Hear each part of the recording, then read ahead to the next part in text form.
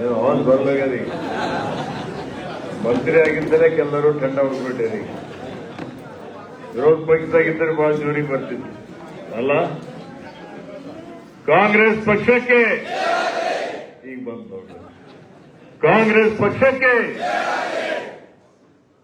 ಬುಲಂದ್ ಆವಾಜ್ ಇರ್ಬೇಕು. ಅದಕ್ಕೆ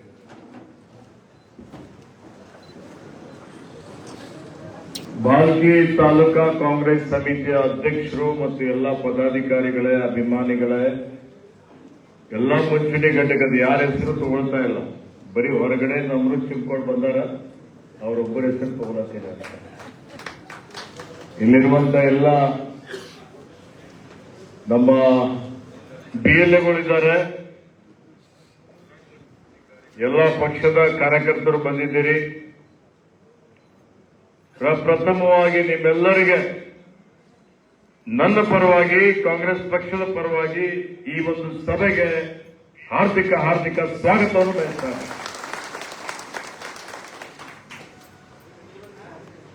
ಬಹಳ ಖುಷಿ ಆಗ್ತಾ ಇದೆ. ಯಾಕೆಂದರೆ ಬರೀ ಒಂದು ದೂರವಾಣಿ ಕರೆ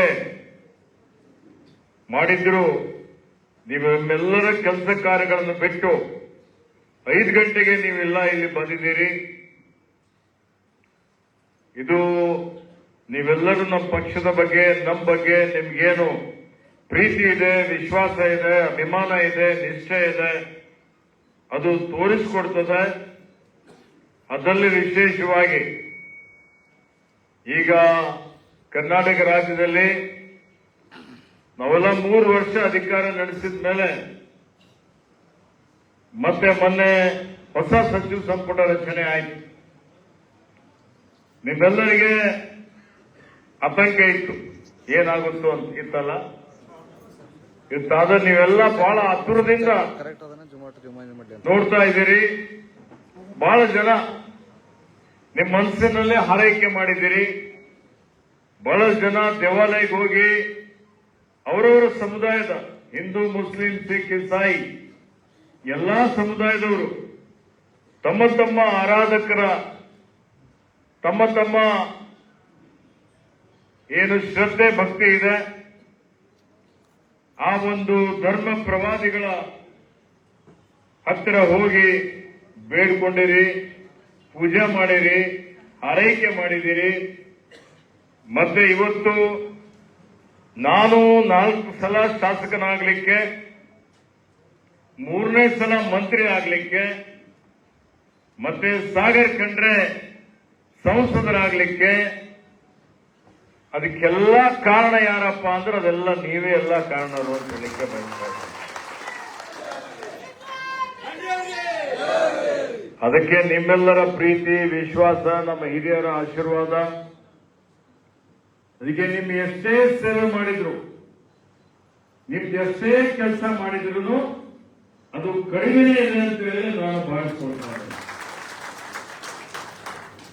ನಿಮ್ಮೆಲ್ಲರ ಪ್ರೀತಿ, ವಿಶ್ವಾಸ, ನಂಬಿಕೆ ಇದೇ ರೀತಿಯಲ್ಲಿ ಇರಲಿ. ನಾನಿವತ್ತು ಮಂತ್ರಿ ಇರಬಹುದು, ಸಾಗರ ಖಂಡ್ರೆ ಸಂಸತ್ನಾಗಿರಬಹುದು, ಆದರೆ ನಿಮ್ಮ ಸಂಬಂಧ ಏನು ಮೊದಲಿನಿಂದಲೂ ಇದೆ. ಇದು ಒಂದೇ ಪರಿವಾರದ ತರ ಅದೇ ರೀತಿಯಲ್ಲಿ ಮುಂದುವರಿತದೆ ಅನ್ನುವಂಥ ಮಾತನ್ನು ಹೇಳಲಿಕ್ಕೆ ಬಯಸ್ತಾರೆ. ಆತ್ಮೀಯರೇ, ನಮ್ಮಲ್ಲಂತೂ ಕಾಡೇ ಇದ್ದಿಲ್ಲ, ನಮ್ಮಲ್ಲಿ ಹುಲಿಗಳಿಲ್ಲ, ನಮ್ಮಲ್ಲಿ ಆನೆಗಳಿಲ್ಲ, ನಮ್ಮಲ್ಲಿ ಸ್ಯಾಂಕ್ಚುರಿಗಳಿಲ್ಲ, ಪಶ್ಚಿಮ ಘಟ್ಟ ಇಲ್ಲ, ಹಸಿರು ಹೊದಿಕೆನೇ ಕಡಿಮೆ ಇದೆ. ಆದರೆ ನನಗೆ ಅರಣ್ಯ ಪರಿಸರ ಪ್ರಕೃತಿ ಇಲಾಖೆ ಕೊಟ್ಟಿದ್ದಿತ್ತು. 3 ವರ್ಷ ಅರಣ್ಯ ಇಲಾಖೆಯಲ್ಲಿ ಸೇವೆ ಮಾಡಿದ್ದೇನೆ. ಬೀದರ್ ಜಿಲ್ಲೆಯಲ್ಲಿ ಲಕ್ಷಾಂತರ ಸಸಿ ನೆಟ್ಟಿದ್ದೇವೆ. ಮತ್ತೆ ನಾನು ಎಲ್ಲೆಲ್ಲಿ ಕೆಲಸ ಮಾಡಿದ್ದೇನೆ. ಪಶ್ಚಿಮ ಘಟ್ಟ ಅಂತ ಹೇಳಿದ್ರೆ ಅದು 10 ಜಿಲ್ಲೆಗಳು ಬರ್ತದೆ, ಮೈಸೂರು, ಚಾಮರಾಜನಗರ, ಶಿವಮೊಗ್ಗ, ಹಾಸನ್, ಇವೆಲ್ಲವೂ, ಮಂಗಳೂರೆಲ್ಲ. ಇವತ್ತಿಗೂ ಅರಣ್ಯ ಮಂತ್ರಿಗಳಲ್ಲಿ ಅತ್ಯುತ್ತಮವಾಗಿ ಸೇವೆ ಮಾಡಿದಂತ ಅರಣ್ಯ ಮಂತ್ರಿ ಈಶ್ವರ್ ಖಂಡ್ರೆ ಅನ್ನುವಂತ ರೀತಿಯಲ್ಲಿ ನಾನು ಹೇಳೋ ತಾತ್ಪರ್ಯ ಏನಪ್ಪಾ ಅಂದ್ರೆ ನಿಮ್ಮ ಕೀರ್ತಿ, ನಿಮ್ಮ ಒಂದು ಭಾಲ್ಕಿ ಕ್ಷೇತ್ರ, ನಿಮ್ಮ ಜನತೆಯ ಒಂದೇನು ಆತ್ಮಬಲ ಇದೆ, ನಿಮ್ಗೆ ಸಮ್ಮಾನ ಸಿಗಬೇಕಾಗಿದೆ. ಅದಕ್ಕೆ ಯಾವುದೇ ರೀತಿಯ ಚ್ಯುತಿ ಬರದ ಹಾಗೆ, ಯಾವುದೇ ರೀತಿಯ ಅಗೌರವ ಬರದ ಹಾಗೆ ಸರ್ಕಾರದಲ್ಲಿ ಉತ್ತಮವಾಗಿ ಸೇವೆ ಮಾಡಿ ಮತ್ತೆ ಇವತ್ತು ನಿಮ್ಮ ಮುಂದೆ ಬಂದು ನಿಂತಿದ್ದೇನೆ ಅನ್ನುವಂಥ ಮಾತನ್ನು ಹೇಳಲಿಕ್ಕೆ ಬಯಸ್ತಾರೆ. ಇವತ್ತು ನನಗೆ ವರಿಷ್ಠರು ಕೇಳಿದ್ರು, ನಿಮ್ಗೆ ಯಾವ್ದು ಇಲಾಖೆ ಬೇಕು ಅಂತ.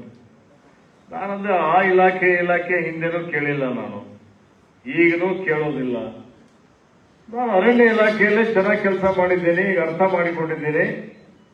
ಇನ್ನೂ ಸ್ವಲ್ಪ ಅರ್ಧ ಮುರ್ಧ ಎಲ್ಲ ಬೆಂಗಳೂರು ಅಂತ ಊರಲ್ಲಿ ಸಾವಿರಾರು ಕೋಟಿ ರೂಪಾಯಿ ಅರಣ್ಯ ಆಸ್ತಿ ಏನಿದೆ, ಕೆಲವು ದೊಡ್ಡ ದೊಡ್ಡವರು ಶ್ರೀಮಂತರೆಲ್ಲ ಅತಿಕ್ರಮಣ ಮಾಡಿದ್ದಾರೆ.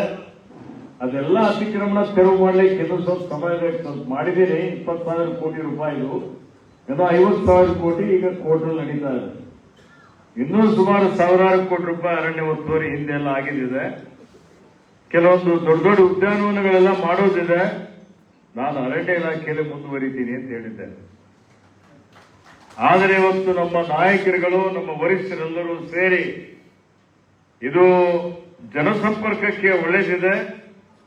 61% ಜನ ಗ್ರಾಮೀಣ ಭಾಗದಲ್ಲಿ ವಾಸ್ತವ್ಯ ಮಾಡ್ತಾರೆ.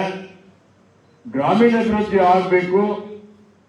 ಇದು ಭಾರತ ಹಳ್ಳಿಗಳ ದೇಶ. ಮಹಾತ್ಮ ಗಾಂಧೀಜಿಯವರ ಕನಸೇನಿತ್ತು, ಹಳ್ಳಿಗಳ ಅಭಿವೃದ್ಧಿ ಆದರೆ ಮಾತ್ರ ಈ ರಾಷ್ಟ್ರ ಅಭಿವೃದ್ಧಿ ಆಗಲಿಕ್ಕೆ ಸಾಧ್ಯ ಇದೆ ಅಂತ ಹೇಳಿ, ಮತ್ತೆ ನಮ್ಮ ನೆಚ್ಚಿನ ನಾಯಕರಾದಂತಹ ರಾಜೀವ್ ಗಾಂಧಿ ಅವರು ಸಂವಿಧಾನ 73-74ಕ್ಕೆ ತಿದ್ದುಪಡಿ ತಂದು ಪಂಚಾಯತ್ ರಾಜ್ ಇಲಾಖೆಗೆ ಅಧಿಕಾರ ವಿಕೇಂದ್ರೀಕರಣ ಮಾಡಿ ಎಲ್ಲಾ ಸಮುದಾಯದವರಿಗೆ ಮೀಸಲಾತಿ ಕೊಟ್ಟು ಇವತ್ತು ಏನು ಒಂದು ಪರಿವರ್ತನೆ, ಅದಕ್ಕೆ ಶಕ್ತಿ ಕೊಟ್ಟಿದ್ದಾರೆ. ಹೀಗಾಗಿ ಈ ಇಲಾಖೆ ಇನ್ನು ಉತ್ತಮ ರೀತಿಯಲ್ಲಿ ನೀವು ಕೆಲಸ ಮಾಡಲಿಕ್ಕೆ ಸಾಧ್ಯ ಆಗ್ತದೆ. ನಮ್ಮ ಪಕ್ಷಕ್ಕೂ ಒಳ್ಳೆಯ ಹೆಸರು ಬರ್ತದೆ. ಅದಕ್ಕೆ ನಿಮಗೆ ನಾವು ಗ್ರಾಮೀಣ ಅಭಿವೃದ್ಧಿ ಮತ್ತು ಪಂಚಾಯತ್ ರಾಜ್ ಇಲಾಖೆ ಕೊಟ್ಟಿದ್ದೀವಿ ಅಂತ ಹೇಳಿ ಕೊಟ್ಟ ಖಾತೆ ಯಾವುದೇ ಇದ್ರೂ ಉತ್ತಮವಾಗಿ ನಿಭಾಯಿಸಬೇಕು ಅಂತ ಹೇಳಿ ಜವಾಬ್ದಾರಿ ವಹಿಸಿಕೊಂಡು ನಾನು ಬಂದಿದ್ದೇನೆ. ಹೀಗಾಗಿ ಇವತ್ತು ಇವೆಲ್ಲ ಏನೇ ಆಗಿದೆ ಅದಕ್ಕೆಲ್ಲ ಮೂಲ ಕಾರಣಕರ್ತರು ಅಂತ ಹೇಳಿದ್ರೆ ನಮ್ಮ ಭಾಲ್ಕಿ ಕ್ಷೇತ್ರದ ಮಹಾ ಜನತೆ ಅಂತ ಹೇಳಿಕ್ಕೆ ಬಯಸ್ತಾರೆ. ಮತ್ತು ನಮ್ಮ ಕಾರ್ಯಕರ್ತರು ಹಗಲಿರುಳು ಶ್ರಮ ಮಾಡ್ತೀರಿ, ಚುನಾವಣೆಯಲ್ಲಿ ಮನೆ ಮನೆಗೆ ಹೋಗ್ತೀರಿ, ಇವತ್ತು ಪ್ರಚಾರ ಮಾಡ್ತೀರಿ, ಜನರಿಗೆ ಮನವರಿಕೆ ಮಾಡಿಕೊಡ್ತೀರಿ, ಅವರಿಗೆಲ್ಲ ತಂದು ಓಟ್ ಹಾಕಿಸ್ತೀರಿ, ಇವತ್ತು ಎಲ್ಲಾ ರೀತಿಯ ಸೇವೆಯನ್ನು ಮಾಡ್ತೀರಿ. ಈಗಾಗಲೇ ಬೀದರ್ ಜಿಲ್ಲೆ ಭಾಲ್ಕಿ ಮತಕ್ಷೇತ್ರದ ಅಭಿವೃದ್ಧಿಗಾಗಿ ಏನೇ ನಿರೀಕ್ಷೆ ಇತ್ತು, ನಿರೀಕ್ಷೆಗೆ ಮೀರಿನೂ ಇವತ್ತು ನಾನು ಕೆಲಸ ಮಾಡ್ತಾ ಇದ್ದೇನೆ, ಮುಂದೆನೂ ಮಾಡ್ತೇನೆ. ಈಗ ನನಗೇನು ಗ್ರಾಮೀಣ ಅಭಿವೃದ್ಧಿ ಇಲಾಖೆ ಬಂದಿದೆ. ನಮ್ಮ ಜಿಲ್ಲೆಯಲ್ಲಿ ಸುಮಾರು 700 ಹಳ್ಳಿಗಳಿದ್ದಾವೆ. ನಮ್ಮ ತಾಲೂಕಿನಲ್ಲಿಯೂ ಸುಮಾರು 130-140 ಹಳ್ಳಿಗಳಿದ್ದಾವೆ. ಈ ಎಲ್ಲೆಲ್ಲಿ ಹಳ್ಳಿಗಳು ತಾವೆಲ್ಲ ಗ್ರಾಮೀಣ ಭಾಗದಿಂದ ಬಂದಿದ್ದೀರಿ.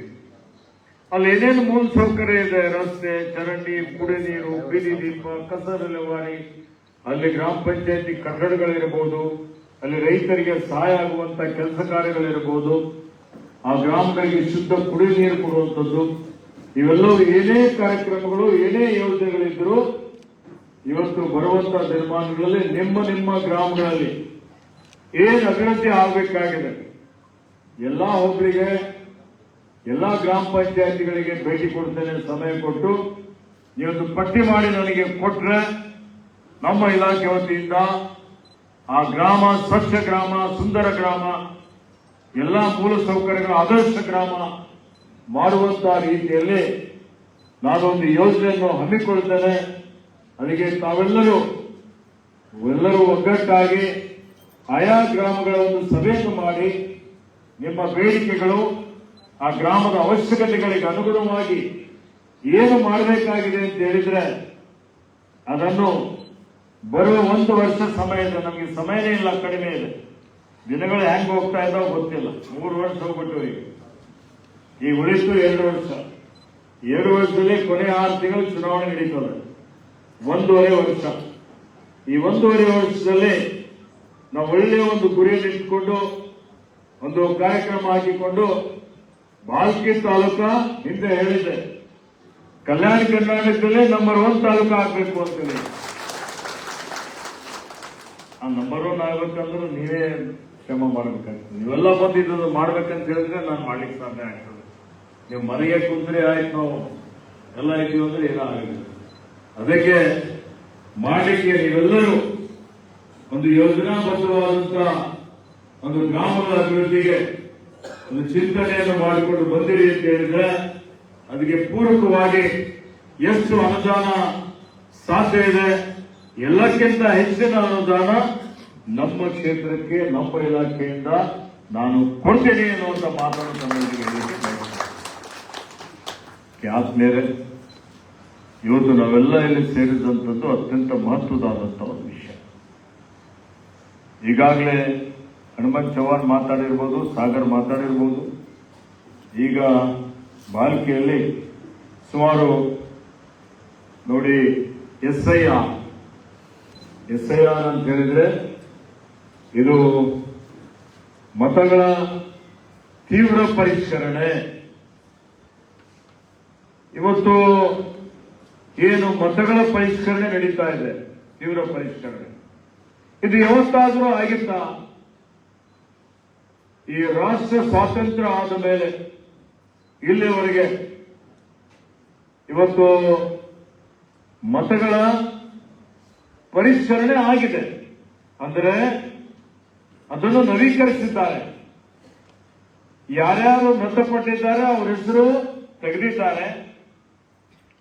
ಯಾರು ಮತ್ತೆ ಇಲ್ಲಿ ಬಂದು ವಾಸ್ತವ್ಯ ಮಾಡ್ತಾ ಇದ್ದಾರೆ ಅವರ ಹೆಸರು ಸೇರಿಸಿದ್ದಾರೆ. ಹೊಸ ಮತದಾರರು ಯಾರಿದ್ದಾರೆ 18 ವರ್ಷ ಪೂರೈಕೆ ಮಾಡಿದವರು ಅಂತವರನ್ನು ಇವತ್ತು ಮತದಾರರ ಪಟ್ಟಿಯಲ್ಲಿ ಸೇರಿಸಿದ್ದಾರೆ. ಇದೆಲ್ಲ ಸುಮಾರು ವರ್ಷದಿಂದ ನಿರಂತರವಾಗಿ ನಡೀತಾ ಬರ್ತಾ ಇದೆ. ಆದರೆ ಈ ಸಲ ಭಾರತ ಚುನಾವಣಾ ಆಯೋಗ ಅವರೇನು ಹೊಸದಾಗಿ ಹಳೆಯದೆಲ್ಲವನ್ನು ಬಿಟ್ಟು ಹೊಸದಾಗಿ ಇವತ್ತು ಮತದಾರರ ಪಟ್ಟಿ ತಯಾರು ಮಾಡ್ತಾ ಇದ್ದಾರೆ. ಇದು ಹಳೆ ಮತದಾರ, ಪ್ರತಿಯೊಬ್ಬ ಮತದಾರರು ಹೊಸದಾಗಿ ತಮ್ಮ ಹೆಸರನ್ನು ಎನ್ಯುಮರೇಷನ್ ಫಾರ್ಮ್ ಅಲ್ಲಿ ಅವರು ನಮೂದನೆ ಮಾಡಿ ಅದಕ್ಕೆ ಅವರು ಸಿಗ್ನೇಚರ್ ಮಾಡಬೇಕು. ಅವರು ಮಾಡದೇ ಇದ್ದರೆ, ನಾನು ಅದಕ್ಕೆ ಮಾಡದೇ ಇದ್ದರೆ ಇವತ್ತು ನನ್ನ ಹೆಸರು ಮತದಾರರ ಪಟ್ಟಿಯಿಂದ ಬಿಡಲಾಗುವುದು. ನಾನು ಮತದಾರರ ಪಟ್ಟಿಯಲ್ಲಿ ಇರೋದಿಲ್ಲ. ಇಂಥದ್ದು ಯಾವತ್ತಿಗೂ ಆಗಲಿಲ್ಲ. ಇದು ಮಾಡಿದ ಉದ್ದೇಶ ಏನಿದೆಯಪ್ಪ? ಕೇಂದ್ರದ ಬಿಜೆಪಿ ಸರ್ಕಾರದ್ದು ಅಂತ ಹೇಳಿದ್ರೆ ಈಗಾಗಲೇ ಬಿಹಾರದಲ್ಲಿ ಚುನಾವಣೆ ಆಯ್ತು, ವೆಸ್ಟ್ ಬೆಂಗಾಲದಲ್ಲಿ ಚುನಾವಣೆ ಆಯ್ತು. ಈ ಎಲ್ಲಾ ಚುನಾವಣೆಗಳಲ್ಲಿ ಇವತ್ತು ಉದ್ಯೋಗಕ್ಕಾಗಿ, ಶಿಕ್ಷಣಕ್ಕಾಗಿ ಇವತ್ತು ಏನು ನಮ್ಮಲ್ಲಿ ಅನೇಕ ಕೆಲಸ ಮಾಡಲಿಕ್ಕೆ ಸುಮಾರು ಜನ ವಲಸೆ ಕಾರ್ಮಿಕರಿದ್ದಾರೆ, ಬಡವರಿದ್ದಾರೆ. ಬಡವರೆಲ್ಲರೂ ಇವತ್ತಿಲ್ಲಿದ್ರೆ ನಾಳೆ ಹೈದರಾಬಾದಲ್ಲಿ ಇರ್ತಾರೆ, ಹೈದರಾಬಾದಿಂದ ಪೂನಾ ಹೋಗ್ತಾರೆ. ಬೇರೆ ಬೇರೆ ಕಡೆ ಎಲ್ಲ ವಲಸೆ ಕಾರ್ಮಿಕರಿದ್ದಾರೆ. ಒರಿಜಿನಲಿ ಎಲ್ಲಿನವರಿದ್ದಾರೆ? ಅವರು ಒರಿಜಿನಲಿ ಭಾಲ್ಕಿಯವರಿದ್ದಾರೆ, ಬೀದರ್ನವರಿದ್ದಾರೆ. ಇವತ್ತು ಇವರೆಲ್ಲ ವಲಸೆ ಕಾರ್ಮಿಕರಿದ್ದಾರೆ. ಇವರು ಮತ್ತೆ ಬಂದು ನೋಂದಣಿ ಮಾಡುವಂಥದ್ದು ಕಷ್ಟ. ಪೂನಾದಲ್ಲಿದ್ದವ್ರು ಬರ್ಬೋದಾ? ಇದಕ್ಕೆ ಬಂದು ಸೈನ್ ಮಾಡಬಹುದಾ? ಅನೇಕ ಜನ ನಾವು ಯಾಕೆ ಮಾಡೋರಪ್ಪ, ನೋಡೋಣ ಅವ್ರಿಗೆ ನಮ್ಮ ಚುನಾವಣೆ ಹೆಂಗ್ ಮತದಾರರ ಚೀಟಿ ಇದೆ, ನಮ್ಮ ಹತ್ರ ಆಧಾರ್ ಕಾರ್ಡ್ ಇದೆ, ನಮ್ಮ ಹತ್ರ ಮತ್ತೊಂದಿದೆ, ಸಾಕು ನಾವು ಅವಾಗ ಬಂದು ಮತ ಹಾಕ್ತೀವಿ ಅಂತ ತಿಳ್ಕೊತಾರೆ. ಅಲ್ಲೂ ಮಾಡಿಸಲ್ಲ, ಇಲ್ಲೂ ಮಾಡಿಸಲ್ಲ. ಅವ್ರ ಮತ ಕಟ್ ಹಾಕ್ತೋ ಇಲ್ಲ, ಅಂತವ್ರ ಮತ ಮತದಾರ ಪಟ್ಟಿಯಲ್ಲಿ ಉಳಿಯೋದಿಲ್ಲ. ಈ ಕಾರಣಕ್ಕಾಗಿ ಏನಾಗಿದೆ, ಬಿಹಾರದಲ್ಲಿ ಸುಮಾರು 40-50 ಲಕ್ಷಕ್ಕಿಂತಲೂ ಜಾಸ್ತಿ ಬಡವರು ಇದರಲ್ಲಿ ಯಾರಿದ್ದಾರೆ? ಈ ತರ ಇದ್ದಂಥವರು ರೈತರಿದ್ದಾರೆ, ಪರಿಶಿಷ್ಟ ಜಾತಿಯವರಿದ್ದಾರೆ, ಪರಿಶಿಷ್ಟ ಪಂಗಡದವರಿದ್ದಾರೆ, ವಲಸೆ ಕಾರ್ಮಿಕರಿದ್ದಾರೆ, ಇವತ್ತು ಅಲ್ಪಸಂಖ್ಯಾತರಿದ್ದಾರೆ. ಯಾರು ಬಡವರು ಕೂಲಿ ಕೆಲಸ ಮಾಡಲಿಕ್ಕೆ ಬಹಳಷ್ಟು ಜನ ಹೋಗಿದ್ದಾರೆ. 80% ಜನ ಇವರೇ ಇದ್ದಾರೆ. ಯಾರಿವತ್ತು ಸಾಕ್ಷರರಿದ್ದಾರೆ, ಯಾರಿವತ್ತು IT-BT ಮಾಡಿದವರು ಇದ್ದಾರೆ, ಅವರು ಅಲ್ಲಾದ್ರೂ ಇಲ್ಲಾದ್ರೂ ಆನ್ಲೈನ್ ಮುಖಾಂತರನೂ ಅವ್ರು ನೋಂದಣಿ ಮಾಡಬಹುದು. ಇವರಿಗೆ ಆನ್ಲೈನೇ ಗೊತ್ತಿಲ್ಲ. ಹೀಗಾಗಿ ನಮ್ಮ ಮತದಾರರು ಯಾರಿದ್ದಾರೆ? ನಮ್ಮ ಹೆಚ್ಚಿನ ಮತದಾರರು ಎಲ್ಲ ಬಡವರಿದ್ದಾರೆ, ಶೋಷಿತರಿದ್ದಾರೆ. ಯಾರ ಮತ ಕಟ್ಟಾಗ್ತದೆ? ಕಾಂಗ್ರೆಸ್ ಪಕ್ಷದ ಮತನೇ ಕಟ್ಟಾಗ್ತದೆ. ಕಾಂಗ್ರೆಸ್ ಪಕ್ಷದ ಮತದಾರ ಪಟ್ಟಿಯಿಂದ ಬಿಟ್ಟು ಹೋದರೆ ಯಾರಿಗೆ ಹಾನಿ ಆಗ್ತದೆ? ಪಕ್ಷಕ್ಕೂ ಹಾನಿ ಆಗ್ತದೆ, ನಮಗೂ ಹಾನಿ ಆಗ್ತದೆ, ನಿಮಗೂ ಹಾನಿ ಆಗ್ತದೆ. ಹೀಗಾಗಿ ಇವತ್ತು ಈ SIR ಪ್ರೊಸೆಸ್ ಏನಿದೆ ಇದು ಈಗ ಪ್ರಾರಂಭ ಆಗಿದೆ. ಈಗ 30ನೇ ತಾರೀಕಿನಿಂದ ಬೂತ್ ಲೆವೆಲ್ ಆಫೀಸರ್ಸ್, ಬೂತ್ ಮಟ್ಟದ ಅಧಿಕಾರಿಗಳೇನಿದ್ದಾರೆ, ನಮ್ಮ ತಾಲೂಕಿನಲ್ಲಿ 263 ಬೂತ್ಗಳಿದ್ದಾವೆ. 263 ಬೂತ್ ಮಟ್ಟದ ಅಧಿಕಾರಿಗಳಿದ್ದಾರೆ. ಈಗಾಗಲೇ ಸರ್ಕಾರ ನೇಮಕ ಮಾಡಿದೆ. ಶಿಕ್ಷಕರಿದ್ದಾರೆ, PDOs ಇದ್ದಾರೆ, ಎಲ್ಲ ಸರ್ಕಾರಿ ಅಧಿಕಾರಿಗಳಿಗೆ ನೇಮಕ ಮಾಡಿದ್ದಾರೆ. ಒಂದೊಂದು ಬೂತ್ಗೆ ಒಬ್ಬೊಬ್ಬರು ಇದ್ದಾರೆ. ಅವ್ರ ಹತ್ರ ಎಲ್ಲ ಮಾಹಿತಿ ಇದೆ. ಈಗಾಗಲೇ ಮ್ಯಾಪಿಂಗ್ ಅವ್ರ ಸಲ ಮಾಡ್ಕೊಂಡಿದ್ದಾರೆ. 2007ರಲ್ಲಿ ಯಾರ ಹೆಸರು ಮತದಾರ ಪಟ್ಟಿಯಲ್ಲಿತ್ತು ಅವರಿಗೆ ಮತ್ತೆ ಹೊಸ ದಾಖಲೆಗಳು ಕೊಡ್ಲಿಕ್ಕೆ ಅವಶ್ಯಕತೆ ಇಲ್ಲ ಅನ್ನುವಂಥದ್ದು. ಅವ್ರ ಮಕ್ಕಳು ಯಾರಿದ್ದಾರೆ ಅವರಿಗೆ ತಂದೆದೇನಾದ್ರೂ ತಾಯಿದೇನಾದ್ರೂ ಅವರಿಗೆ ಲಿಂಕ್ ಮಾಡಿಬಿಟ್ರೆ ಇವತ್ತು ಅವರಿಗೂ ಹೊಸ ದಾಖಲೆ ಕೊಡೋದು ಬೇಕಾಗಿಲ್ಲ. ತಂದೆ ತಾಯಿಗಳು ಸತ್ತೋಗ್ಬಿಟ್ರೆ ಅಂತವರಿಗೆ ದಾಖಲೆ ಕೊಡಬೇಕಾಗ್ತದೆ. ಪರ್ಮನೆಂಟ್ ರೆಸಿಡೆನ್ಷಿಯಲ್ ಸರ್ಟಿಫಿಕೇಟ್ ಅಥವಾ ಕಾಸ್ಟ್ ಸರ್ಟಿಫಿಕೇಟ್, ಈ ರೀತಿ ಇವತ್ತೇನು 11 ಡಾಕ್ಯುಮೆಂಟ್ಸ್ ಕೊಡಬೇಕಾಗಿದೆ, ಆ ಒಂದು ದಾಖಲೆ ಕೊಡಬೇಕಾಗಿದೆ. ಹೀಗಾಗಿ ಏನ್ ಮಾಡಿದ್ದಾರೆ, ಈ ಪ್ರಕ್ರಿಯೆ ಎನ್ಯುಮರೇಷನ್ ಫಾರ್ಮ್ಸ್ ಪ್ರತಿಯೊಂದು ಮನೆಗೆ BLO ಕೊಡ್ತಾರೆ. ಪ್ರತಿ ರಾಜಕೀಯ ಪಕ್ಷಗಳಿಗೆ ಒಂದೊಂದು BLA, booth level agent. Officer ಬೇರೆ, ಏಜೆಂಟ್ ಬೇರೆ. ಏಜೆಂಟ್ ಒಂದು ರಾಜಕೀಯ ಪಕ್ಷದ ಪ್ರತಿನಿಧಿ ಇರ್ತಾನೆ ಒಂದು ಬೂತಿಗೆ. ಅವನಿಗೆ ನಾವು ಪಟ್ಟಿ ಕೊಟ್ಟು ಒಂದೊಂದು ಕ್ಷೇತ್ರದಲ್ಲಿ ಒಂದೊಂದು ಪಾರ್ಟಿಯಿಂದ ಒಬ್ಬೊಬ್ಬರಿಗೆ ನಾವು ನೇಮಕ ಮಾಡಬಹುದು. ಈಗ ನಾನು ಬಾಲ್ಕಿಯಲ್ಲಿ 263 ಜನರಿಗೆ ನೇಮಕ ಮಾಡಿದ್ದೇನೆ. ಅವ್ರ ಜೊತೆಯಲ್ಲಿ ನಮ್ಮ ಕಾರ್ಯಕರ್ತರು ಇರ್ತಾರೆ. ಇದು 2 ತಿಂಗಳು ಅತ್ಯಂತ ಕಠಿಣವಾದಂತಹ ಒಂದು ಕೆಲಸ ಇದೆ. ಹೀಗಾಗಿ ಯಾರೂ ಮರಿಬಾರದು. ಎಲ್ಲಾ ಬಡವರ ಮತದಾರ ಪಟ್ಟಿಯಲ್ಲಿ ಹೆಸರಿರಬೇಕು ಅಂತ ಹೇಳಿದ್ರೆ ಇದನ್ನು ಅತ್ಯಂತ ಗಂಭೀರತೆಯಿಂದ ಪರಿಗಣನೆ ಮಾಡಬೇಕು. ಇದು ಯಾವ ರೀತಿ ಮಾಡ್ತಾರೆ ಅಂತ ಹೇಳಿದ್ರೆ, ಇವತ್ತೇನು 2026 ಜೂನ್ ವರೆಗೆ ಮತದಾರ ಪಟ್ಟಿ ಪರಿಷ್ಕರಣೆ ಆಗಿದೆ, ಅಪ್ಡೇಟ್ ಮಾಡಿದ್ದಾರೆ ಮೊನ್ನೆವರೆಗೆ, ಜೂನ್ ವರೆಗೆ. ಆ ಮತದಾರರ ಪಟ್ಟಿ 263 ಬೂತ್ಗಳಿಗೆ 263 ಮತದಾರ ಪಟ್ಟಿ ನಾವು ನಮ್ಮ BLOಗಳಿಗೆ ಕೊಡ್ತೀವಿ. ಇದೇ ಮತದಾರ ಪಟ್ಟಿ BLOಗಳ ಬಿಲ್ ಹತ್ರನೂ ಇದೆ. ಅವ್ರು 2002ರಲ್ಲಿ ಯಾರ್ಯಾರ ಹೆಸರಿತ್ತು ಅದು ಅವರು ನಮೂದು ಮಾಡಿಕೊಂಡು ಹೋಗ್ತಾರೆ. ಮನೆಗೆ ಹೋಗಿ ಏನು ಇವತ್ತು ಅವರು ಎನ್ಯುಮರೇಷನ್ ಫಾರ್ಮ್ ಅಲ್ಲಿ ಸೈನ್ ತಗೋತಾರೆ. ಒಂದು ಮನೆಯಲ್ಲಿ ಒಬ್ಬ ವ್ಯಕ್ತಿ, ಆ ಮನೆಯವನು ಎಲ್ಲಾ ಮನೆಯವರು 5 ಜನ ಇದ್ರೆ 6 ಜನ ಇದ್ರೆ ಎಲ್ಲರಿಗೂ ಒಬ್ಬನೇ ಸೈನ್ ಮಾಡಬಹುದು. ಒಬ್ಬ ಇಲ್ಲಿದ್ದ, ಒಬ್ಬ ಬಾಂಬೆದಾಗಿದ್ದ, ಅವನಿಗೆ ಕರ್ಸೋ ಅವಶ್ಯಕತೆ ಇಲ್ಲ. ಒಬ್ಬನೇ ವ್ಯಕ್ತಿ ಆ ಮನೆಯಲ್ಲಿದ್ದವ್ರು ಎಲ್ಲರಿಗೂ ಸೈನ್ ಮಾಡಿ ಕೊಡಬಹುದು. ಇದು ಮುಂದಿನ 29 ಜುಲೈವರೆಗೆ ನಡೀತದೆ. 29 ಜುಲೈವರೆಗೆ ಅವರೆಲ್ಲ ಪರಿಶೀಲನೆ ಮಾಡ್ತಾರೆ. ಪರಿಶೀಲನೆ ಮಾಡಿ ಇದರಲ್ಲಿ ಹೇಗಿದೆ ಅಂದ್ರೆ ಅವರೊಂದು ಆ್ಯಪ್ ಮಾಡಿದ್ದಾರೆ. ಆ ಆ್ಯಪ್ ಅಲ್ಲಿ ಮೊದಲೇ 2002 ಮತದಾರ ಪಟ್ಟಿ ಏನಿತ್ತು ಅದೆಲ್ಲವನ್ನು ಒಳಗಡೆ ಸೇರಿಸಿದ್ದಾರೆ. ಅದಕ್ಕೆ ಸಂಬಂಧಪಟ್ಟಂತೆ ಯಾರ್ಯಾರು ಮತದಾರರಿದ್ದಾರೆ ಅವರಿಗೆ ಏನು ತೊಂದರೆ ಆಗೋದಿಲ್ಲ, ಅದು ಅಕ್ಸೆಪ್ಟ್ ಮಾಡುತ್ತೆ. ಅದರಲ್ಲಿ ಮತ್ತೊಂದು ಸಮಸ್ಯೆ ಇದೆ. ನಿಮ್ಮ ಸ್ಪೆಲ್ಲಿಂಗ್ ಮಿಸ್ಟೇಕ್ ಆಯಿತು, ಅಲ್ಲಿ ನಿಮ್ಮ ಹೆಸರಲ್ಲಿ ವ್ಯತ್ಯಾಸ ಕನ್ನಡ ಮತ್ತು ಇಂಗ್ಲಿಷ್ ಬರ್ತಾ ಹೋಯ್ತು, ಅಂದ್ರೂ ಅನಾಮಲಿ ಅಂತ ಬರುತ್ತೆ. ಅದು ಈಗಾಗಲೇ ನಾನು ಜಿಲ್ಲಾಧಿಕಾರಿಗೆ ಹೇಳಿ ಎಲ್ಲಾ BLOಗಳಿಗೆ ಅನಾಮಲಿಗಳೇನಿದೆ ಅದು ಸರಿಪಡಿಸ್ರಿ ಅಂತ ಹೇಳಿದ್ದೇನೆ. ಅವರು ಸರಿಪಡಿಸ್ತಾ ಇದ್ದಾರೆ. ಈಗ ಉದಾಹರಣೆಗೆ ಈಗ ಭಾಲ್ಕಿಯಲ್ಲಿ 2,40,000ಗಿಂತಲೂ ಮೇಲ್ಪಟ್ಟಂತ ಮತದಾರರಿದ್ದಾರೆ. ಮೊನ್ನೆವರೆಗೆ ಅವರು ಸರ್ವೆ ಮಾಡಿದ್ರು. ಅದರಲ್ಲಿ 40,000 ಇನ್ನೂ ಅನುಮತಿ ಇದೆ. ಆ 40,000 ಮತದಾರದೇನು ವ್ಯತ್ಯಾಸ ಇದೆ, ಅವ್ರದ್ದು ಲಿಂಕ್ ಸಿಗ್ತಾ ಇಲ್ಲ ಅಥವಾ ಅವ್ರದ್ದು ತಿದ್ದುಪಡಿ ಮಾಡಬೇಕಾಗಿದೆ. ಅದು ಈಗಾಗಲೇ PLOಗಳು ಮಾಡ್ತಾ ಇದ್ದಾರೆ. ನಮ್ಮ PL ಏನಿದ್ದಾರೆ ಈಗ ಅವ್ರ ಜೊತೆಯಲ್ಲಿ ಕೂತು ಚರ್ಚೆ ಮಾಡಿ ಎಲ್ಲಿ ಈ ರೀತಿಯಲ್ಲಿ ವ್ಯತ್ಯಾಸಗಳಿದೆ, ಅವ್ರಿಗೆ ಏನ್ ಬೇಕಾಗಿದೆ ಆ ಮಾಹಿತಿ ಕೊಟ್ಟು ಅದನ್ನು ಸರಿಪಡಿಸುವಂತ ಕೆಲಸವನ್ನು ನೀವೆಲ್ಲ ಮಾಡಬೇಕಾಗಿದೆ. ಹೀಗಾಗಿ ಒಂದು ವೇಳೆ ಇವತ್ತು ನಿಮ್ಮದು ಬಂದಿಲ್ಲ ಅಂದ್ರೆ ಕೆಲವೊಂದು ದಾಖಲೆ ಕೊಡಬೇಕಾಗತ್ತೆ. ನಿಮ್ಮ ತಾಯಿಯವರ, ನಿಮ್ಮ ತಂದೆಯವರ ಏನ್ ದಾಖಲೆ ಇರ್ಬೋದು, ಪರ್ಮನೆಂಟ್ ರೆಸಿಡೆನ್ಷಿಯಲ್ ಸರ್ಟಿಫಿಕೇಟ್ ನಿಮ್ದೇನಿದೆ, ಇವತ್ತು ನೀವು ವಾಸ ಮಾಡುವಂತ ಸ್ಥಳದ ಒಂದು ಡಾಕ್ಯುಮೆಂಟ್ ಕೊಡಬೇಕಾಗತ್ತೆ. ಅದೆಲ್ಲವನ್ನು ನಾವು ತಯಾರಿ ಮಾಡಿದ್ದೇವೆ. ಈಗಾಗಲೇ ನಾನು ಮಾನ್ಯ ಮುಖ್ಯಮಂತ್ರಿ ಜೊತೆಯಲ್ಲಿ ಚರ್ಚೆ ಮಾಡಿ ತಹಸೀಲ್ ಕಚೇರಿಯಿಂದ ಏನು ಗ್ರೇಡ್ 2 ತಹಸೀಲ್ದಾರ್ ಇದ್ದಾರೆ, ಪ್ರತಿಯೊಂದು ಮನೆಗೆ ಆ VA ಮುಖಾಂತರ ಸೆಲ್ಫ್ ಜನರೇಟ್ ಮಾಡಿ ಅವರಿಗೆ ಪರ್ಮನೆಂಟ್ ಶಾಶ್ವತ ಇವತ್ತು ವಾಸ್ತವ್ಯದ ಪ್ರಮಾಣ ಪತ್ರ ಮನೆತನ ಹೋಗಿ ಅವರಿಗೆ ಕೊಡಬೇಕು ಅನ್ನುವಂಥ ಸೂಚನೆಯನ್ನು ಕೊಟ್ಟಿದ್ದೇವೆ. ಡಾಕ್ಯುಮೆಂಟ್ ರೆಡಿ ಮಾಡುವಂತ ನಮ್ಮ ಸರ್ಕಾರದ ವತಿಯಿಂದ.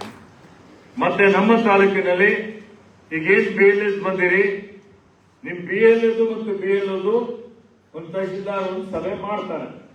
ಅಲ್ಲಿ ಏನೇನು ಯಾವ ರೀತಿಯಲ್ಲಿ ನೋಂದಣಿ ಆಗ್ತದೆ, ಏನೇನು ಸಮಸ್ಯೆಗಳಾಗ್ತವೆ ಅದು ನಿಮ್ಮ ಗಮನಕ್ಕೆ ತರ್ತಾರೆ. ಇದಾದ್ಮೇಲೆ ಇದರಲ್ಲೇ ನಾನು ವಾರಕ್ಕೆ ಒಂದ್ಸಲ ಬಂದು ಇದಕ್ಕೆ ಪ್ರಗತಿ ಪರಿಶೀಲನೆ ಮಾಡ್ತೇನೆ. ಅದಕ್ಕೆ ನನ್ನ ವಿನಂತಿ ಏನು ಅಂದ್ರೆ BLAಗಳಿಗೆ ಮತ್ತು ನಮ್ಮ ಕಾರ್ಯಕರ್ತರು ಆಯಾ ಬೂತ್ನವರಿಗೆ ಯಾರು ಮನೆಯಲ್ಲಿ ಇಲ್ಲ, ಒಟ್ಟಿಗೆ ಇಲ್ಲ ಅಂತ ಹೇಳಿದ್ರು. ಈಗ ಹೈದರಾಬಾದ್ ಹೋಗಿದ್ದಾರೆ, ಆ ಮನೆಯಿಂದ ಒಬ್ಬರಿಗೆ ಕರೆಸ್ಕೊಂಡು ನೀವು ಆ ಒಂದು ಎನ್ಯುಮರೇಷನ್ ಫಾರ್ಮ್ ಅಲ್ಲಿ ಸೈನ್ ಮಾಡಿದ್ರೆ ಅವ್ರದ್ದೇನು ಪರ್ಮನೆಂಟ್ ರೆಸಿಡೆನ್ಷಿಯಲ್ ಸರ್ಟಿಫಿಕೇಟ್ ತೆಗೆದು ಇಕ್ಕಿಬಿಟ್ರೆ ಅವರು ಮತದಾರರ ಪಟ್ಟಿಯಲ್ಲಿ ಸೇರ್ಪಡೆ ಆಗ್ತಾರೆ. ಅದು ಮಾಡದೇ ಇದ್ರೆ ಅವರು ಮತದಾರ ಪಟ್ಟಿಯಲ್ಲಿ ಬರುವುದಿಲ್ಲ, ಮುಂದೆ ಅವರಿಗೆ ಮತದಾನ ಮಾಡಲಿಕ್ಕೆ ಆಗೋದಿಲ್ಲ. ಅದಕ್ಕೆ ಒಂದು ಬೂತ್ನಲ್ಲಿ ತಿಳಿರಿ 1,000 ವೋಟರ್ಸ್ ಇದ್ದಾರೆ. 1,000 ವೋಟರ್ಸ್ ಅಲ್ಲಿ ಮತದಾರರಲ್ಲಿ 800 ಜನ ಸರಿಯಾಗಿ ಸಿಗ್ತಾರೆ ನಿಮಗೆ. 800-850 ಒಂದು 150 ಜನ ಬೇರೆ ಬೇರೆ ಕಡೆ ಇದ್ದಾರೆ. ಮೃತಪಟ್ಟರೆ ಬಿಟ್ಕೊಡ್ರಿ, ಅವ್ರದ್ದು ಫಾಲ್ಸ್ ಹಾಕೋದ್ ಬೇಡ. ಡೂಪ್ಲಿಕೇಟ್ ಡಬಲ್ ಆಯ್ತು ಅಂದ್ರೆ ಅದು ಡಬಲ್ ಆಗಿದ್ದು ಬಿಟ್ಕೊಡ್ರಿ. ಬಾಲ್ಕಿಯಲ್ಲೂ ಇದೆ, ಒಂದು ಹಳ್ಳಿಯಲ್ಲೂ ಇದೆ. ಆ ರೀತಿ ಇದ್ರೆ ಅದನ್ನು ನಮ್ಗೇನು ಬೋಗಸ್ ಮಾಡೋದಿಲ್ಲ. ಡಬಲ್ ಆಗಿದ್ದು ಬಿಟ್ಕೊಡ್ರಿ. ಯಾವುದು ನಿಮ್ಗೆ ಪತ್ತೆ ಹಚ್ಚಬೇಕಾಗಿದೆ ಬೇರೆ ಕಡೆ ಇದ್ರೆ ಅವ್ರ ಮನೆಯಿಂದ ಒಬ್ಬರಿಗೆ ಕರೆಸಿ ಇವತ್ತು ಸಿಗ್ನೇಚರ್ ಮಾಡಿ ಎನ್ಯುಮರೇಷನ್ ಫಾರ್ಮ್ ಕೊಟ್ರಿ ಅಂದ್ರೆ ಫಸ್ಟ್ ಏನಿದೆ, ಮೊದಲನೇ ಹಂತದಲ್ಲಿ ಆಗಸ್ಟ್ 5ನೇ ತಾರೀಕಿಗೆ ತಾತ್ಕಾಲಿಕ ಕರಡು ಮತದಾರರ ಪಟ್ಟಿ ಪರಿಷ್ಕರಣೆ ಮಾಡಿದಂಥದ್ದು ಪಬ್ಲಿಷ್ ಮಾಡ್ತಾರೆ. 5ನೇ ಆಗಸ್ಟ್ಗೆ ಅದು ಪಬ್ಲಿಷ್ ಮಾಡಿದ ಮೇಲೆ ನಮ್ಗೆ ಗೊತ್ತಾಗುತ್ತೆ ಎಷ್ಟು ಜನ ಇದರಲ್ಲಿ ಇದ್ದಾರೆ.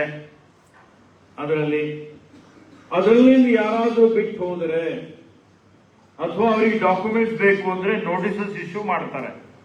ಆ ಒಂದು ಪಟ್ಟಿ ನಾವು ತೆಗೆದುಕೊಂಡು ಆ ಬಿಟ್ಟು ಹೋಗಿದವರಿಗೆ ಮತ್ತೆ ಅವರ ದಾಖಲೆಗಳನ್ನು ಅವರಿಗೆ ಒದಗಿಸಿ ಮತ್ತೆ ನಾವು ಆ ಮತದಾರ ಪಟ್ಟಿಯಲ್ಲಿ ಸೇರ್ಪಡೆ ಮಾಡಲಿಕ್ಕೆ ಅವಕಾಶ ಇದೆ.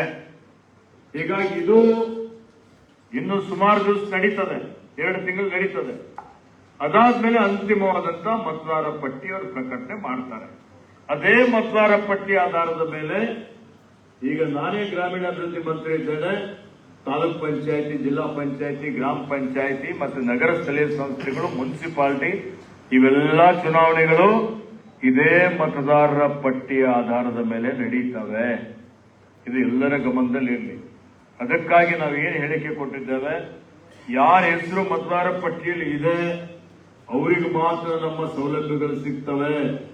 ಗೃಹಲಕ್ಷ್ಮಿ ಯೋಜನೆಯಲ್ಲಿ 2,000 ಕೊಡ್ತಾ ಇದ್ದೀವಿ ಮಹಿಳೆಯರಿಗೆ, ಫ್ರೀಯಾಗಿ ಬಸ್ ಸರ್ವಿಸ್ ಕೊಡ್ತಾ ಇದ್ದೀವಿ, ರೇಷನ್ ಕೊಡ್ತಾ ಇದ್ದೀವಿ, ಯುವ ನಿಧಿ ಕಾರ್ಯಕ್ರಮದಲ್ಲಿ ಯುವಕರಿಗೆ ಭತ್ಯೆ ಕೊಡ್ತಾ ಇದ್ದೀವಿ, ಫ್ರೀ ಕರೆಂಟ್ ಕೊಡ್ತಾ ಇದ್ವಿ ಆಯಾ ಮನೆಗಳಿಗೆ. ಇವೆಲ್ಲರೂ ಮತದಾರ ಪಟ್ಟಿಯಲ್ಲಿ ಕಡ್ಡಾಯವಾಗಿದ್ದರೆ ಮಾತ್ರ ಅವರು ಅರ್ಹರಾಗಿರ್ತಾರೆ. ಹೀಗಾಗಿ ಇದು ಅತ್ಯಂತ ಮಹತ್ವದಾದಂತ ಒಂದು ಇವತ್ತು ನಡೀತಾ ಇದೆ SIR. ಇದಕ್ಕೆ ಯಾರು ನಿರ್ಲಕ್ಷ್ಯ ಮಾಡಬಾರದು. ಮುಂದಿನ ಭವಿಷ್ಯತ್ತಿನಲ್ಲಿ ನನ್ನ ಮತ ನನ್ನ ಹಕ್ಕು. ಇವತ್ತು ಸಂವಿಧಾನಬದ್ಧವಾಗಿ ಪ್ರಜಾಪ್ರಭುತ್ವ ಯಶಸ್ವಿಯಾಗಿ ನಡೀಬೇಕು ಅಂತ ಹೇಳಿದ್ರೆ ಇವತ್ತು ಪ್ರತಿಯೊಬ್ಬರಿಗೂ ಮತದಾನ ಹಕ್ಕಿದೆ. ಹೀಗಾಗಿ ಇವತ್ತೇನು 2000 हिंदी में बोलना है तो 2024 में जो लोकसभा के चुनाव हुए, भारतीय जनता पक्ष का संकल्प था अब की बार 400 पार. 400 भी नहीं आया, 300 भी नहीं आया, पूरा बहुमत भी नहीं आया, 240 आ गए और एक 20 MP कम आते थे. सागर के जैसा और एक 10-20 लोग जीत जाते थे तो फिर हम ही बनाते थे केंद्र में सरकार. तो उनको डर है कि आने वाले 2029 में उन्होंने जीतेंगे नहीं. अब जीतना है तो पिछले दरवाजे से आना पड़ता है. पिछले दरवाजा कैसा? जो अर्ह मतदान योग्य मतदाता हैं उनको वोटिंग में ही नहीं आए जैसा वैसे ही करें. बिहार में, वेस्ट बंगाल में 91 लाख 51 लाख लोगों का वोटर लिस्ट में डिलीट करे. फाइनली जो 27 लाख है बोल के प्रूव हो गया, समय नहीं है बोल के उनको भी वोट डालने नहीं दी. वो सब लोग अगर वोट डालते थे तो चुनाव का फलितांश अलग ही होता था. बिहार में भी ऐसे ही हुआ.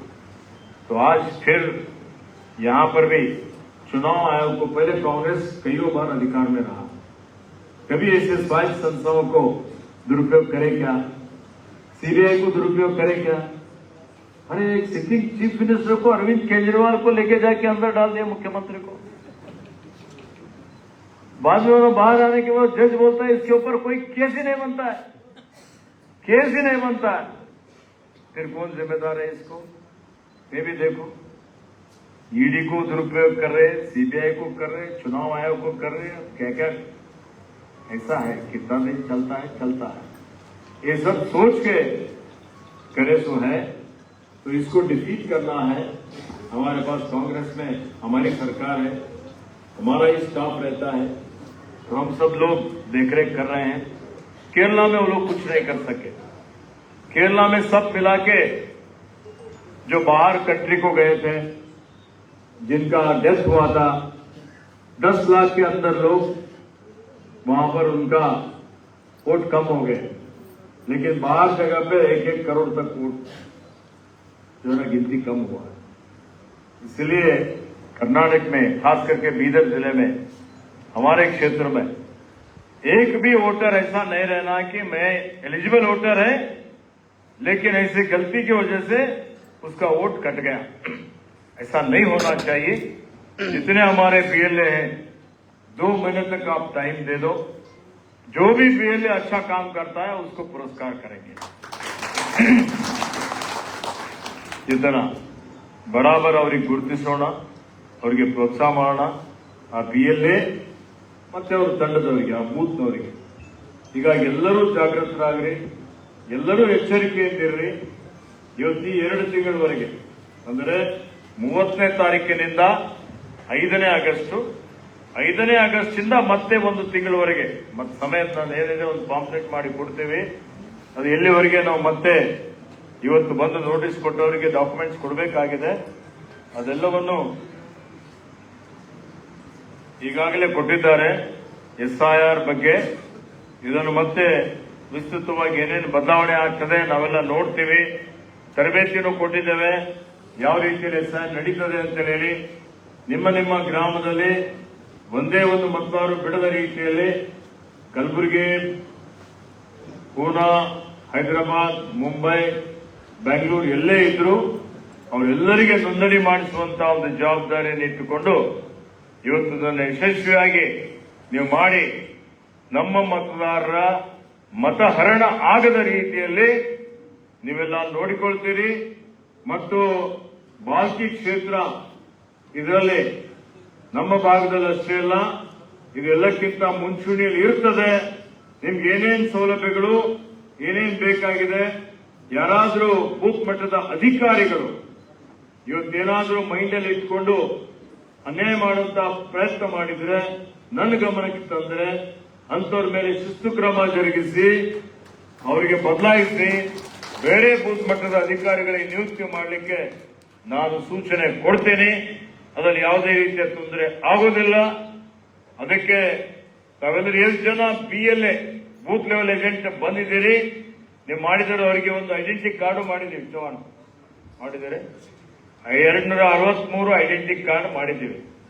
263 ಜನ ಯಾರ್ಯಾರು ಬಂದಿರಿ ಸ್ವಲ್ಪ ಕೈ ಎತ್ರಿ. ಎಲ್ಲ ಪೂರ್ತಿ ಬಂದಂಗೆ ಕಾಣುತ್ತದೆ, ಬಹಳ ಖುಷಿ ಆಗ್ತಾರೆ. ಎಲ್ಲರೂ BLA ಏಜೆಂಟ್ಗಳೇ ಬಂದಿದ್ದೀರಿ. ಮತ್ತೆ ನಿಮಗೆ ವಿಶೇಷ ನಾವು ನಿಮ್ಮ ಬಗ್ಗೆ ಧ್ಯಾನ ಇರ್ತದೆ. ಮತ್ತೆ ಇದು ದಾಖಲೆಯನ್ನು ಮಾಡ್ತೇವೆ. ನಿಮ್ಮ ಜೊತೆಯಲ್ಲಿ ನಮ್ಮ ಕಾರ್ಯಕರ್ತರು ಏನಿದ್ದಾರೆ, ಹಿರಿಯ ಮುಖಂಡರಿದ್ದಾರೆ, ಅವರಿಗೂ ಜೊತೆಯಲ್ಲಿ, ಯಾಕಂದ್ರೆ ಅವ್ರದ್ದು ಜವಾಬ್ದಾರಿ ನಿಮ್ಗಿಂತ ಜಾಸ್ತಿ ಇದೆ. ನೀವು ಮನೆ ಮನೆಗೆ ಹೋಗ್ಬೇಕು, ಅವರಿಂದ ಮಾರ್ಗದರ್ಶನ ಪಡಿಬೇಕು. ಯಾರಿಗೂ ಬಿಟ್ಟಿದ್ದೇವಂತಲ್ಲ, ಎಲ್ಲರೂ ಸೇರಿ ಇವತ್ತು ಇದರ ಬಗ್ಗೆ ಬಹಳ ಅತ್ಯಂತ ಗಂಭೀರತೆಯಿಂದ ದಿನನಿತ್ಯ ಒಂದು ನಾನು ಇಲ್ಲಿ ವಾರ್ ರೂಮ್ ಮಾಡ್ತೇನೆ ಮಾಲ್ಕಿಯಲ್ಲಿ. ಅವರು ದಿನ ನಮ್ಮ ಏನು 263 ಜನ ಇದ್ದಾರೆ ಅವ್ರ ಜೊತೆ ಸಂಪರ್ಕದಲ್ಲಿ ಇರ್ತಾರೆ. ಎಷ್ಟು ಎನ್ಯುಮರೇಷನ್ ಫಾರ್ಮ್ ಸೈನ್ ಆದವು, ಇನ್ನು ಎಷ್ಟು ಬಾಕಿ ಇದೆ, ಅದೆಲ್ಲ ಮಾಹಿತಿ ಪಡೆದು ನಮ್ಮ ಕಡೆಯಿಂದ ಏನಾದರೂ ಅವರಿಗೆ ಅಸಿಸ್ಟ್ ಮಾಡಬೇಕಾಗಿದೆ, ಸಪ್ಲಿಮೆಂಟ್ ಮಾಡಬೇಕಾಗಿದೆ ಅಂದ್ರೆ ಅದು ಮಾಡುವಂತ ಕೆಲಸ ನಾವು ಮಾಡ್ತೇವೆ. ಅದಕ್ಕೆ ತಾವೆಲ್ಲರೂ ಇದನ್ನು ಅತ್ಯಂತ ಗಂಭೀರತೆಯಿಂದ ಪರಿಗಣನೆ ಮಾಡಿ ಇದೇ ಮುಂದೆ ಜಿಲ್ಲಾ ಪಂಚಾಯತ್, ತಾಲೂಕ್ ಪಂಚಾಯತ್ ಮತ್ತು ಮುನ್ಸಿಪಾಲಿಟಿ ಚುನಾವಣೆಯಲ್ಲೂ ಇವೇ ಮತದಾರರು ಇರ್ತಾರೆ. ಆ ಕಾರಣಕ್ಕಾಗಿ ಇವತ್ತು ತಾವೆಲ್ಲರೂ ಕಾರ್ಯೋನ್ಮುಖರಾಗಿ ಇದು ಯಶಸ್ವಿಯಾಗಿ ಎಲ್ಲಾ ಮತದಾರರನ್ನು ಮತದಾರ ಪಟ್ಟಿಯಲ್ಲಿ ಸೇರ್ಪಡೆ ಮಾಡಿಸುವಂತ ಕೆಲಸ ತಾವು ಮಾಡ್ತೀರಿ ಅನ್ನುವಂತ ನಂಬಿಕೆಯನ್ನು ಇಟ್ಟುಕೊಂಡು, ಸಮಯ ಬಹಳ ಆಗಿದೆ. ಬೀದರಲ್ಲಿ ಒಂದು ಕಾರ್ಯಕ್ರಮ SRD ಇತ್ತು, ಅದು ಮುಗಿಸ್ಕೊಂಡು ಈಗ ಜಿಲ್ಲಾ ಪಂಚಾಯತಿಯಲ್ಲಿ ಪ್ರಗತಿ ಪರಿಶೀಲನೆ ಸಭೆ ಮಾಡಿ ಕುಡಿಯೋ ನೀರು ಒಂದೀಗ ನಾವೆಲ್ಲರೂ ಪ್ರಾರ್ಥನೆ ಮಾಡಿಕೊಳ್ಬೇಕು. ಮಳೆ ಬರ್ತಾ ಇಲ್ಲ, ಈಗ ಇನ್ನೂ ಬಿತ್ತಣಿಕೆ ಪೂರ್ತಿ ಆಗಲಿಲ್ಲ, ರೈತರು ಕಷ್ಟದಲ್ಲಿದ್ದಾರೆ. ಬರೀ 5-10% ಮಾತ್ರ ಬಿತ್ತಣಿಕೆ ಆಗಿದೆ. ಹೀಗಾಗಿ ಕುಡಿಯುವ ನೀರಿನ ಬಗ್ಗೆನೂ ಚರ್ಚೆ ಮಾಡಿದ್ದೇನೆ, ರೈತರ ಬಗ್ಗೆನೂ ಚರ್ಚೆ ಮಾಡಿದ್ದೇನೆ. ಹೋದ ವರ್ಷ ನಾನು ಸಾಗರ್ ಪ್ರಯತ್ನ ಮಾಡಿ ಬರೀ ಜಿಲ್ಲೆಗೆ 250 ಕೋಟಿ ರೂಪಾಯಿ ಬೆಳೆ ವಿಮೆ ಹಣ ಮಂಜೂರಾತಿ ಮಾಡ್ತೀನಿ. 270 ಕೋಟಿ ರೂಪಾಯಿ ಪ್ರವಾಹ ಪರಿಹಾರ ಕೊಡಿಸಿದ್ದೇನೆ ಮುಖ್ಯಮಂತ್ರಿಯವರ ಕಡೆಯಿಂದ, ಸಿದ್ದರಾಮಯ್ಯ ಅವರ ಕಡೆಯಿಂದ. ಅಂದ್ರೆ ರೈತರಿಗೆ ಒಂದೇ ವರ್ಷದಲ್ಲಿ 540 ಕೋಟಿ, ಅದರಲ್ಲಿ 80 ಕೋಟಿ ಬೆಳೆ ವಿಮೆ ಬರಬೇಕಾಗಿದೆ. 15 ದಿವಸದಲ್ಲಿ ಅದು ಬಿಡುಗಡೆ ಮಾಡಿಸ್ತೇನೆ. ಅಂದ್ರೆ ಪರಿಹಾರದ ರೂಪದಲ್ಲಿ ಮೊದಲನೇ ಸಲ ರೈತರಿಗೆ ನಮ್ಮ ಜಿಲ್ಲೆಗೆ ಸುಮಾರು 540ರಿಂದ 550 ಕೋಟಿ ರೂಪಾಯಿ ಅವ್ರ ಖಾತೆಯಲ್ಲಿ ನೇರವಾಗಿ ಜಮಾ ಮಾಡುವಂತಹ ಕೆಲಸ ಇವತ್ತು ನಮ್ಮ ಸರ್ಕಾರ ನಾವು ಮಾಡಿದ್ದೀವಿ ಅಂತೇಳಿ ಬಹಳ ಹೆಮ್ಮೆಯಿಂದ ತಮ್ಮೆಲ್ಲರಿಗೆ ಹೇಳಿಕೆ ಮಾಡ್ತೀವಿ. ಈಗ ಅದಕ್ಕೆ ಈ ಸಲ ಸ್ವಲ್ಪ ಮಳೆರಾಯ ಮುನಿದಿದ್ದಾನೆ, ಮಳೆ ಬರಲಿ ಅಂತೇಳಿ ಆ ಭಗವಂತನಲ್ಲಿ ಪ್ರಾರ್ಥನೆ ಮಾಡಿಕೊಳ್ತೇನೆ. ಅದೇ ರೀತಿಯಲ್ಲಿ ತಾವೆಲ್ಲರೂ ಒಗ್ಗಟ್ಟಾಗಿ ಇವತ್ತು ಪಕ್ಷ ಬಲವರ್ಧನೆ ಮಾಡುವಂಥದ್ದು ಮತ್ತೆ ಇವತ್ತು ಎಲ್ಲಾ ರೀತಿಯಲ್ಲಿ ತಾವು ಭಾಲ್ಕಿ ತಾಲೂಕಾ ಬೀದರ್ ಜಿಲ್ಲೆ ಅಭಿವೃದ್ಧಿಯಲ್ಲಿ ತಮ್ಮೆಲ್ಲರೂ ಕೈ ಜೋಡಿಸಬೇಕು ಅನ್ನುವಂತಹ ಒಂದು ವಿನಂತಿಯನ್ನು ಮಾಡಿ ನಿಮ್ಮ ಭಾಗದಲ್ಲಿ ಎಲ್ಲಾ ಹೋಬಳಿಗೂ ಭೇಟಿ ಕೊಡ್ತಾನೆ. ಈ ಮುಂದೆ ಎಲ್ಲಾ ಹಳ್ಳಿಗಳಿಗೂ ಬರ್ತಾನೆ. ನಿಮ್ಮ ಹೋಬಳಿಗಳಲ್ಲಿ ನಿಮ್ಮ ಕಡೆ ಏನೇನು ವಿಷಯಗಳಿದ್ದಾವೆ, ಸಮಸ್ಯೆಗಳಿದ್ದಾವೆ, ಒಂದೊಂದು ಎಲ್ಲ ನಮ್ಮ ಬೂತ್ ಮಟ್ಟದ ಎಲ್ಲ ಮುಖಂಡರು ತಯಾರಾಗಿದ್ದೀರಿ. ನೀವು ಬರೆದು ನನಗೆ ಕೊಟ್ರಿ ಅಂತ ಹೇಳಿದ್ರೆ ನಮ್ಮ ಅನುದಾನದ ಲಭ್ಯತೆ ಆಧಾರದ ಮೇಲೆ ಮತ್ತೆ ಯಾವುದು ಅತಿ ಅವಶ್ಯಕವಾಗಿದೆ ಅದೆಲ್ಲವನ್ನು ಗಮನದಲ್ಲಿ ಇಟ್ಕೊಂಡು ಅದನ್ನು ಮಾಡುತ್ತೇನೆ. ಕುಡಿಯೋ ನೀರಿಗೆ ಹಣಕಾಸಿನ ತೊಂದರೆ ಇಲ್ಲ. ಯಾವುದೇ ಹಳ್ಳಿಗಳಲ್ಲಿ ಕುಡಿಯೋ ನೀರಿನ ಸಮಸ್ಯೆ ಇದ್ರೆ ಇಲ್ಲಿ ತಾವು ಒಂದು ನಮ್ಮ ಗಮನಕ್ಕೆ ತಂದರೆ ಸಾಕು. 24 ತಾಸಲ್ಲಿ ಕುಡಿಯೋ ನೀರಿನ ವ್ಯವಸ್ಥೆ ಮಾಡಲಿಕ್ಕೆ ದುಡ್ಡು ಕೊಟ್ಟಿದ್ದೇನೆ ಮತ್ತೆ ಸೂಚನೆಯನ್ನು ಕೊಟ್ಟಿದ್ದೇನೆ. ಅದೇ ರೀತಿಯಲ್ಲಿ ನಿಮ್ಮ ಹಳ್ಳಿಗಳ ಅಭಿವೃದ್ಧಿಯಲ್ಲಿ ಏನಾದರೂ ಆದ್ಯತೆ ಇತ್ತು, ಈಗ ಹೊಲಗಳಿಗೆ ರಸ್ತೆ ಮಾಡುವಂಥದ್ದು ಇರ್ಬೋದು, ಇನ್ನಿತರ ಏನೇ ಪ್ರಮುಖವಾಗಿ ರೈತರೇನಿದ್ದೀರಿ ಬೆಳಿತೀರಿ, ನಿಮ್ಮ ಹೊಲದಿಂದ ಹೊರಗಡೆನೆ ಬರೋಲ್ಲ, ಮಳೆ ಬಿತ್ತು ಅಂದ್ರೆ ಕೆಸರಾಗ್ಬಿಡ್ತದೆ. ಅಂಥವೇನಾದ್ರೂ ಅವಶ್ಯಕತೆ ಇದ್ದಂತ ರಸ್ತೆಗಳಿದ್ರೆ ಪಟ್ಟಿ ಮಾಡಿಕೊಡಿ, ಎಷ್ಟು ಸಾಧ್ಯ ಇದೆ ಅಷ್ಟೊಂದನ್ನು ಮಾಡುವಂತ ಕೆಲಸ ಕಾರ್ಯ ನಾವು ಮಾಡೋಣ ಅನ್ನುವಂತ ಒಂದು ವಿನಂತಿಯನ್ನು ಮಾಡಿ, ಬಹಳಷ್ಟು ಜನ 5 ಗಂಟೆಯಿಂದ ಇಲ್ಲಿ ಕೂತಿದ್ದೀರಿ. ಈಗ ಸಮಯ 9 ಗಂಟೆ ಆಗ್ತಾ ಇದೆ, 9 ಗಂಟೆ ಆಗಿರ್ಬೋದು. ಊಟದ ವ್ಯವಸ್ಥೆ ಮಾಡಿರಿ, ಯಾರ್ಯಾರು ಊಟ ಮಾಡಿಲ್ಲ ಊಟ ಮಾಡಿ ನಾವು ಹೋಗ್ಬೋದು. ನಾನು ಮತ್ತೆ ನಾಳೆ ಸಾಯಂಕಾಲ ಬೆಂಗಳೂರಿಗೆ ಹೋಗಿ ನೆಕ್ಸ್ಟ್ ಟೈಮ್ ಮುಂದಿನ ಸಲ ಏನು ಬರ್ತೀನಿ, ಒಂದು 4 ದಿವಸ 5 ದಿವಸ